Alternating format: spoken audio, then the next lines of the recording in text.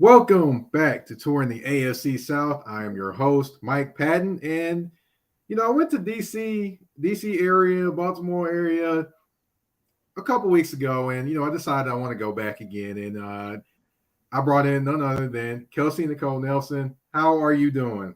I'm fantastic. And I hope we treated you right in the DC area when you came. We love tourists at this time of year. Lots of people in town for the cherry blossoms and everything else that DC has to offer, Mike. And I'm sorry I missed you when you came here, but I will warn you, be careful grouping Baltimore and DC together. Some people getting their feelings. I know. I already know. But no, I didn't physically come there. I just was talking about like a guest or something like that I had. Oh, okay. See, now I feel better. I was like, wait, Mike came to town. I was going to embarrass you on your show. I was like, he didn't hit me up and he came to my town, but it's okay. So now I feel much better. One of these days I'll make it back up there again. But good, you should. Yeah, but it's definitely, I went up there a long time ago when I was a kid, saw the June bugs and stuff like that. But that's another story for another day. But definitely wanted to bring you on. Of course, I'm it's women's women. It's basically a month. I want to highlight Black women. Yeah. There we go. I got tongue tied for a minute there. I got you. Teamwork. We're celebrating women all month long, even though we know Mike celebrates them every day because he has a Black queen at home, a beautiful family, and you've always been a champion of women, Mike. So I honestly salute you, not only this month but every day for all that you do for amplifying our voices. Well, thank you, and I definitely got a little one that's watching, so I definitely. I love her pictures on social media. I'm like, oh, you're raising a little princess. You've got a queen, so you are just the embodiment of what it is to just be always telling women that they can do and be anything that they want to do and be. Oh, well, thank you. You too, kind. But this show is about you, so I want to talk about how did you get started? Actually, before that. Give everyone the rundown of all the things that you do. Oh my gosh. I don't do anything, Mike. I just sit at home and watch sports. No, it's been amazing. And I guess just to briefly introduce myself, Kelsey Nicole Nelson, based here in DC. Wear a lot of different hats, but most people know me, of course, from covering sports in our nation's capital, all of our wonderful teams. We're still calling ourselves Districts of Champions. It's a fun time to be in DC right now. I have my own podcast, Listen In with K&N on Fox Sports Radio. I do a sports betting show for the Draft Network. I'll be announcing a new job very soon. So people look out for me on social media where I'll be doing some NBA playoffs with a company, which I'm super, super excited about. Crazy to think, like, where did NBA season go? But then we still have NFL storylines out there. So I don't know. It's just so much happening right now in the world of sports. I also teach intro to radio and podcasting, which has been amazing. Capstone advisor at Georgetown University. And then I also run a fabulous internship program with my Listen In with K&N show. So I have great interns that are working hard. 3 different universities represented, Mike. And other than that, I do a lot with students in schools and Special Olympics. So obviously I just like being in the community and just someone that, feeds off what's happening in the community. So basically if something's happening in DC, Mike, I like to be around it. Gotcha. Well, I'm taking notes over here because, I need to kind of check a few more things off my list to kind of catch up with you. You do so much amazing stuff. You're holding down Nashville. See, you're holding down south. I'm holding down on the East Coast. There you have it. Now, I got to ask, how did you get into, all the different things that you do? How did you get into them, like from, I guess, childhood to now? Yeah, that's a great question. So I feel like for me, I feel like sports just kind of came to me. And I'll tell you, so growing up, I was a daddy's girl. Me and my dad still to this day, we talk every single day. My dad is truly one of my best friends, but still a parent. All right. So that's first and foremost. But my dad, we grew up going to every sports game. We went to Georgetown games and University of Maryland games. I remember going to games in Cole Fieldhouse. I remember being in McDonough Arena where it was standing room only, watching the Georgetown Hoyas. I played a bunch of sports growing up: soccer, tennis, basketball, volleyball. Was always active, but I always like to say, like, my first true introduction to sports was through HBCUs. My dad is a graduate of Grambling State University, so Bayou Classics and GSU games are what I really started going to, Mike, when I was very young. All my aunts went to Jackson State University. So this was kind of like my introduction to sports very early on. And so I'm from the DMV, but I used to spend my summers in Jackson, Mississippi. And so I kind of had this dual growing up. But something that kept in common with both the DMV and Mississippi was sports. I was always around them. I was always that girl that was playing with the boys, always showing that I could do everything that they could do. And it just never left me. And I felt like, when I was on that field, it was something special. And it was something I knew I always wanted to be around. So I think playing sports was how I first started. And then, of course, I started writing about sports in middle school for our yearbook. And then high school, that continued being the news managing editor, and then yearbook editor-in-chief for my high school yearbook for 2 years. And of course, Mike, the sports section was the best section of those yearbooks because I had to make sure that we represented. And then, of course, went on to college, University of Maryland in Georgetown, and just kind of kept growing my sports career that way. So yeah, it started on the field, transitioned into journalism and storytelling. And shout out to my family for listening to my sports stories first very early on and giving me that crucial feedback. And I just kind of kept growing from there. Wow. Sounds like definitely a long winding journey, and definitely an eclectic one, definitely with the South and the East all kind of mixed into one a year every year. So oh yeah, it was but it was great. I'm thankful for that because I feel like growing up in Maryland and then having my summers in Mississippi, I got to see really two sides of the United States, and those two different cultures I think kind of got integrated into me. So my friends will call me a Southern belle in the DMV because I feel like I have that Southern hospitality. So when people meet me, they're like, "You're from DC?" Like, I thought all y'all on the East Coast were mean. I'm like, no, we're not all mean. A lot of us are nice. You just have to meet the right people. But then also just the busyness of being around sports. And so, like I said, growing up in DC, we had all the sports teams. Now, mind you, I didn't get to go to my first professional sports game until much later. And that's because my family got a free ticket to go to our first professional game. And that's how I actually got to sit down and see, wow, like this is where professional athletes play.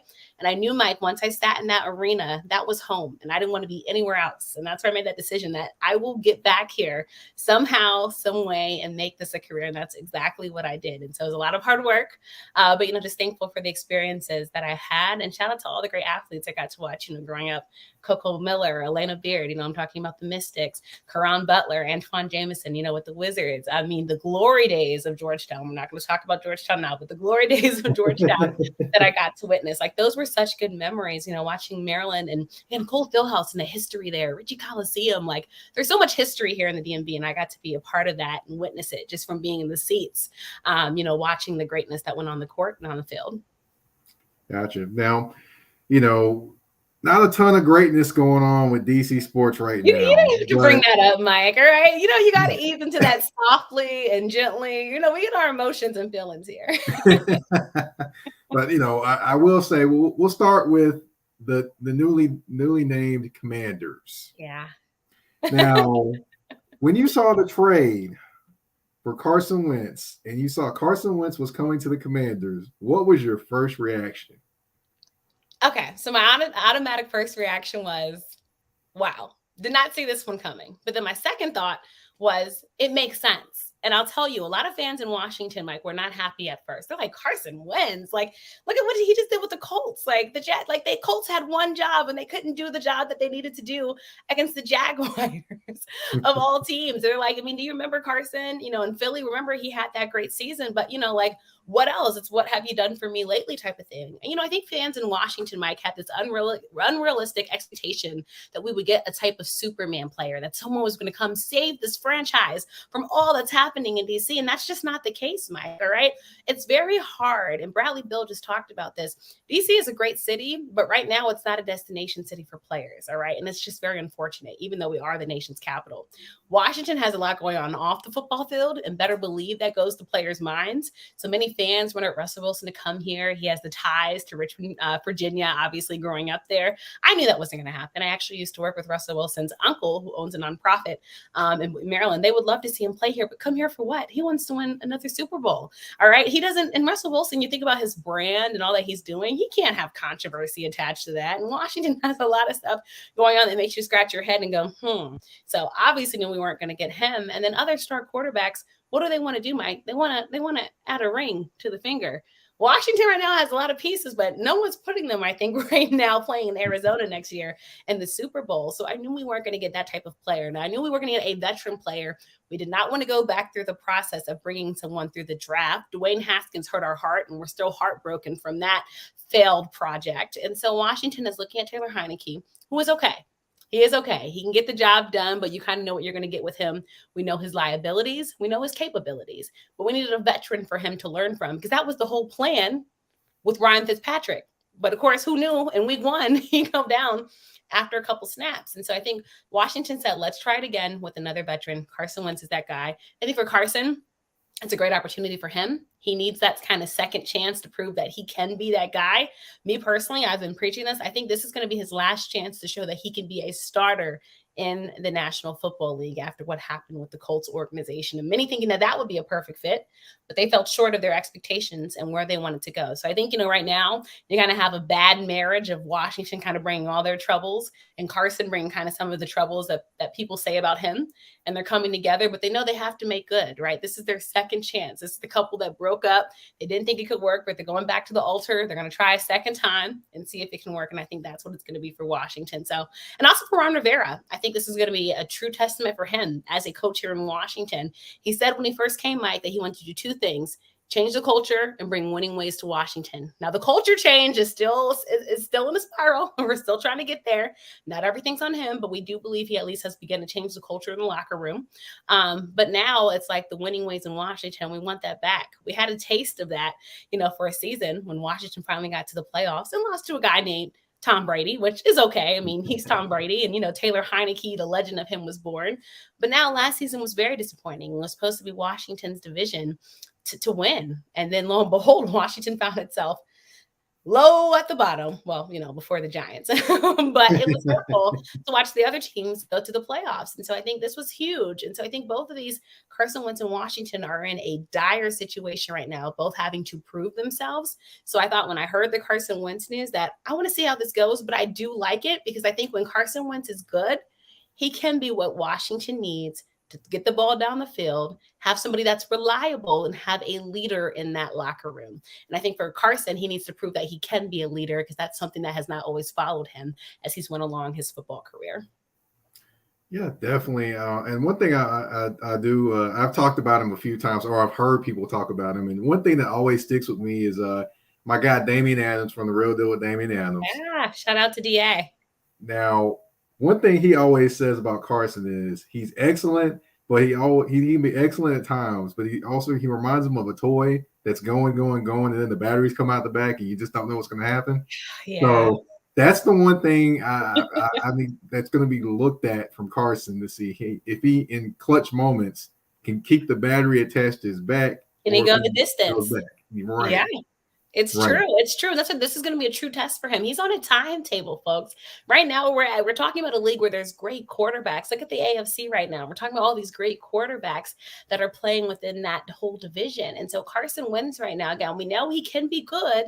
We know he has greatness in him. But right now, it's that train that keeps making all these stops. But we're trying to get to that final destination, and we haven't gotten there yet. And that's what we're expecting from Carson Wentz. And so I think, especially in Washington, with a fan base that's very with you when you're doing good, and they will turn on you when you are doing bad, he's going to have to prove himself. And he's been in situations like this. He played in Philly, right? If you can play in Philadelphia, I don't care. You can play anywhere.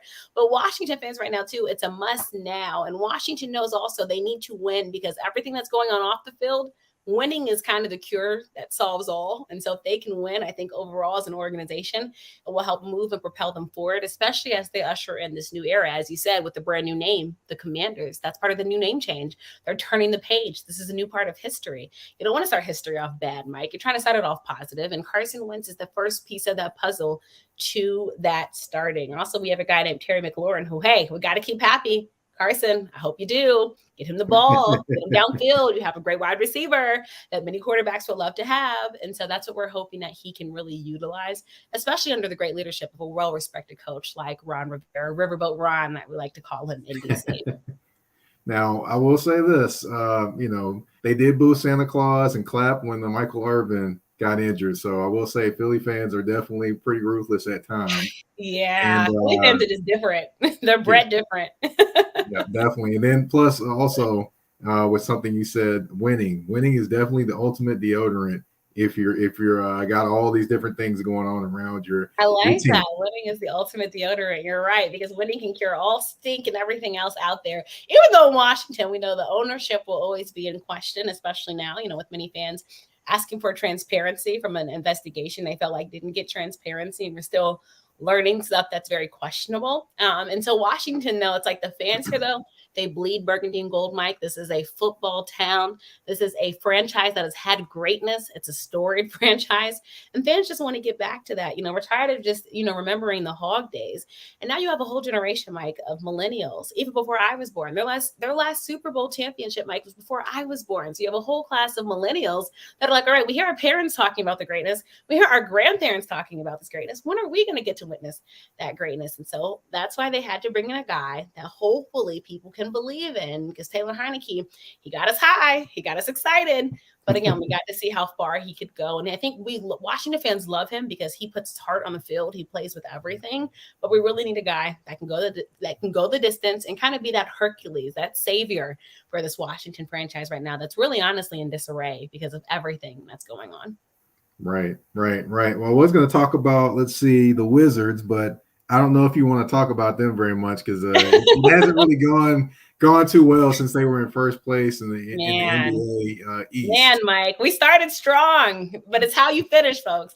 And that's what's so hard, about the Wizards team. But you know what we say in DC? Same old Wizards. And that's why it's hard. If you come to DC, it's very hard to find a true Wizards fan sometime because they take us through so many different emotions. And I'll tell you, I think, the Wizards franchise especially, they had to kind of go through this new identity phase. John Wall was a part of this Wizards team for so long and had become a part of that identity of this team. I tell people all the time, when John Wall stood on that scoreboard table and said, "This is my city," people love John Wall here. He did so much for the community. He obviously led this team, and him leaving, it was a new era for the Wizards, and then we have Bill and Russell Westbrook happening.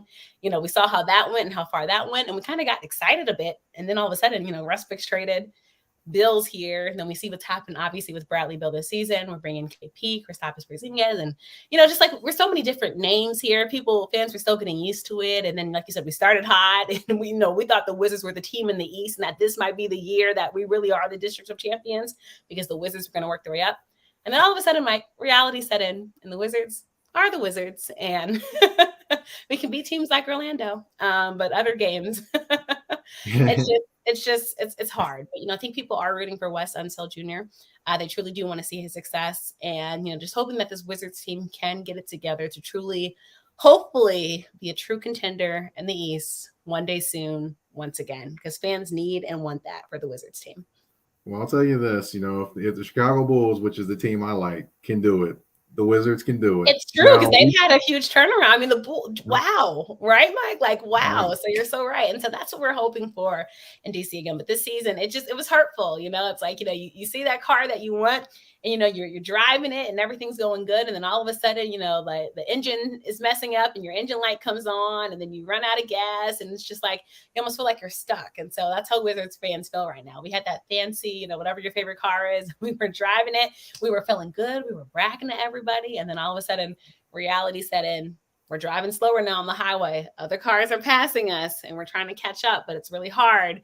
We don't have enough gas in the tank. And unfortunately, that's what it looks like for the Washington Wizards this year. I think they're still figuring themselves out. They've had bright spots this season, but unfortunately, Mike, we want so much more, again, for this team to be a true contender. And hopefully, Mike, we want a championship in DC from them. We really do. Yeah, definitely there. But, it's kind of like a sports car with the wheels that kind of just flew off the side. Right. We're the NASCAR car. We were in the race. Wheels flying, we're starting to spark and smoke everywhere. And right. We're calling for help. Now, I will say that, I'll say that Kyle Kuzma definitely is probably a piece that'll probably stick around and be there. But he's been a nice piece. Oh, we like Kyle Kuzma in DC. I mean, the guy is a shooter, and obviously he can make plays. Yeah, he definitely has been a guy that I thought would have done more for the Los Angeles Lakers, but I think in jumping into this role now of being kind of a de facto leader of the team, might actually be better for him. Yeah. Of course they got to win with that, but it hadn't happened yet. We'll see what happens. I know, Mike. We need happy times with the Wizards in DC. But Kyle Kuzma has been a fan favorite. Obviously, the man can play. And like I said, I think for his leadership wise, like this was a really good fit for him to really show his capabilities within the NBA. And shout out to him bringing his unique sense of style as well to DC. I feel like I see him more for his outfit choices on my timeline as much as I see him trending for his great gameplay. So, he brought him his whole authentic self to the nation's capital. And for that, we cannot complain. Well, he definitely did. He of the oversized sweater and then the full leather outfit, like he was going into the Matrix one time. And then did you see his cherry blossom uniform? I mean, we need to get him a cherry blossom parade coming up because wow. We said he's ready for. So in DC, Sunday brunch is a big thing. We're like, Kyle Kuzma, that outfit was definitely ready for a DC style brunch. So he's definitely invited to the brunch party.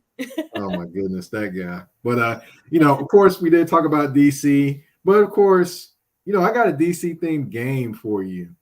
Let's do the game. I've got two choices. Okay. You got to pick one. Okay. All right. We're going to start first. Mumbo sauce or hot sauce? Oh, come on. Mumbo sauce. Miss me with the hot sauce. I gave you an easy one. Mumbo sauce and fries. That's the meal, man. That's the meal. Now I've got a song one. Let's see. EU's The Butt or Chuck Brown's Bustin' Loose? Oh my gosh, I gotta go with the Godfather. Chuck Brown. Come on, the Godfather, of course. But we do like doing the butt in DC. So, and shout out to Taraji and everybody else for making the world see what we do in DC. I've loved that song since I was a kid. But let's see. Now I've got a little Maryland flavor for you. All right, let's do it. Juan Dixon or Steve Francis? Oh, why'd you do that one? Oh, that one's hard. But I gotta go with Juan. Come on, when you think about that championship team. Juan Dixon, so special. But that one's hard. That one's probably the closest that it's hard to pick.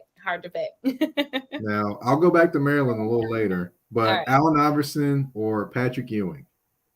Especially because of as late, we definitely got to go to AI. He changed the game. He did. Obviously we love Pat Ewing, but AI is just different. He's just different. And even now, he's Allen Iverson. He's on his own level in his own class. Right. And we've got last one I've got for you, Vernon Davis or Stephon Diggs? A little Maryland flavor. All right. So this one, I'm actually going to go to my hometown. Stephon Diggs is from Montgomery County, Maryland. So I'm definitely going with Stephon Diggs. But shout out to both of my fellow Terps. Yeah, definitely. I kind of kept it, a little bit more college flavor. I like it. The Maryland one's hurt, though, because, it's hard for me to pick against anything Maryland. Sticky franchise, it's tough. But fear the turtle, and we'll be back next year, hopefully. March Madness. I started to put out there Lefty Driesell or Gary Williams, but I ain't want to go there. Oh, that was a good one, though. I started to put that one out there. Great questions. You had some great ones, Mike. But we did have a couple comments come through in the Torn the AFC South inbox, or a couple comments, I should say. Of course, Tristan saying Kelsey the Great. I guess he's giving you a nickname. Stop. I'm thankful. And then, of course, Tristan said, with the Wizards stay in purgatory.